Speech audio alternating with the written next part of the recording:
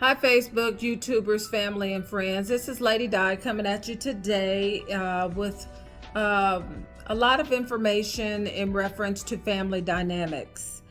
There is quite a bit of information, so I've divided this live or this video into two parts, maybe three.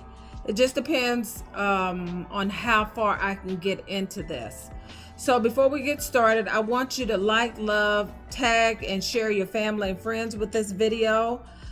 And if you're not a subscriber to our YouTube channel, please subscribe to Conscious and Aware Media Group. The and is an and sign, not the word and, but it's Conscious, the and sign, Aware Media Group. So today we're coming from the biblical verse or the topic, family dynamics, and I'm coming from the scripture in Proverbs, the 22nd chapter and the 6th verse, where it says to train up a child in the way that he should go, and when it gets old, he will not depart. My thought with this was everybody does not have an immediate family that they are growing up with. Everybody doesn't have the privilege of being reared in a two-parent home. Everybody doesn't even have the privilege of having parents at all.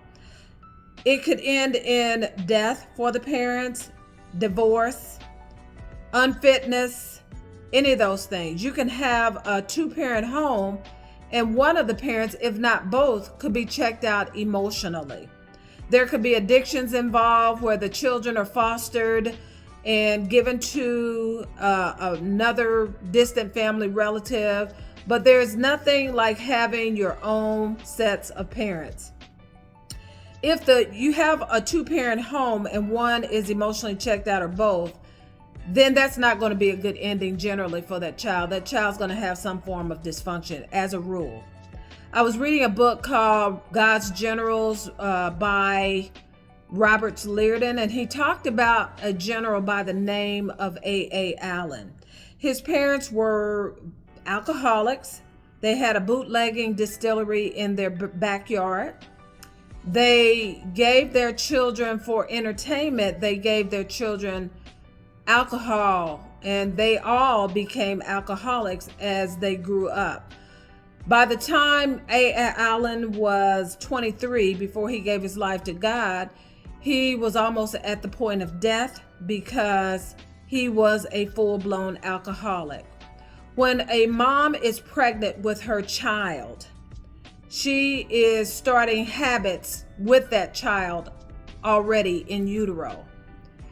That child doesn't necessarily have to be born as an alcoholic, but generally there are some type of dysfunctional or genetic things that happen within that child. A gene is placed within that baby's body, and it puts them at greater risk or increase to become an alcoholic as an adult.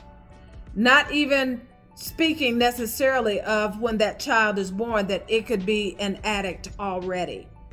That's not saying everybody will fall in that category, but as a rule of thumb, that is what happens.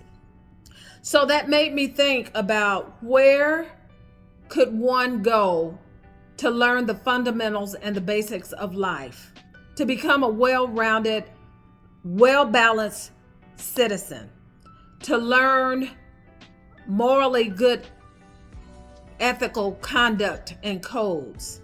Some people are very, very socially awkward. That's because they never had any real family dynamics. When you look at family dynamics, you're looking at the ability to be able to come together and function as a unit peacefully, smoothly. If there are any conflicts or any issues, you're able to resolve, learn to problem solve, you're able to communicate well, you're able to rationalize things in a rational fashion and manner. I looked at where could we go for that, and I don't really know any one particular facility that would be able to accommodate those needs, to teach you money matters, to teach you how to treat your spouse, to teach you how to raise and rear a family, to teach you how to do simple things such as making ends meet, or even teaching you how to cook or any of those things like that, just to be able to function and to communicate. It's like when you go to a primary care physician. If you go with issues and they've diagnosed you as having thyroid problems or diabetes, they send you to an endocrinologist. They send you to a gastroenterologist for digestive issues. They send you to an oncologist if you have cancer, a hematologist for blood disorders, and so on and so forth. So it's the same thing. They refer you out.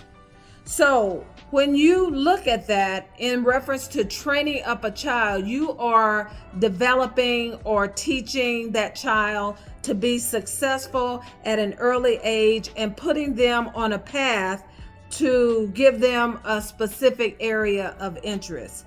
I look at Venus and Serena, I look at Tiger Woods, I look at Michael Jackson. They were all professional, well-known celebrities.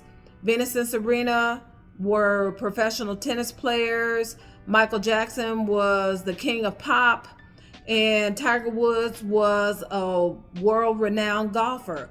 Their parents' commonality was that they started that child and developed that child and directed them in a specific path. Biblically, you look at Hannah. She dedicated her son Samuel to God after he was weaned, and she gave him to Eli to be able to direct him spiritually in the direction that he needed to go, to be used by God. When you look at Samson, his mom and dad, Manoah and his mom, they trained him and developed him to become a Nazirite from birth, to be used by God. So in the book of Proverbs, you're looking at this dad instructing his son to do 4 things.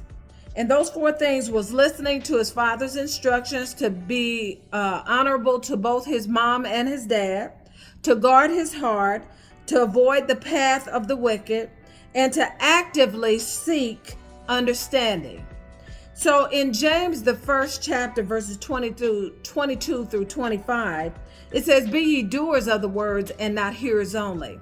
A lot of times when we're instructing our children, they'll fiddle fart around, they'll ignore you, they even talk back, they get smart, they're very mouthy, disrespectful, and that will come in the next segment that we talk about on our next live.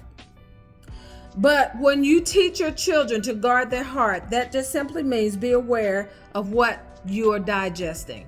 You can oftentimes be around people and they will curse, they will swear, they will drink, they will be disrespectful to their elders or what have you. And evil communication corrupts good manner. So when you hang out with the wrong people, their habits tend to rub off on you.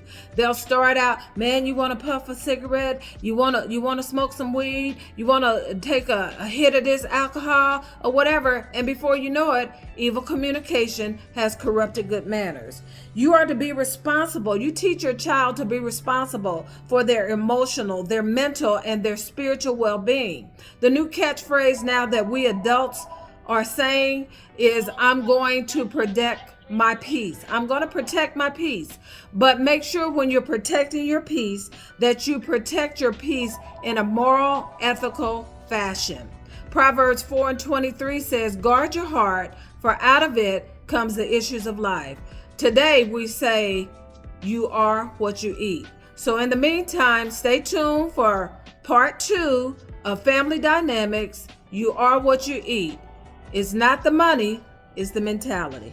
Peace.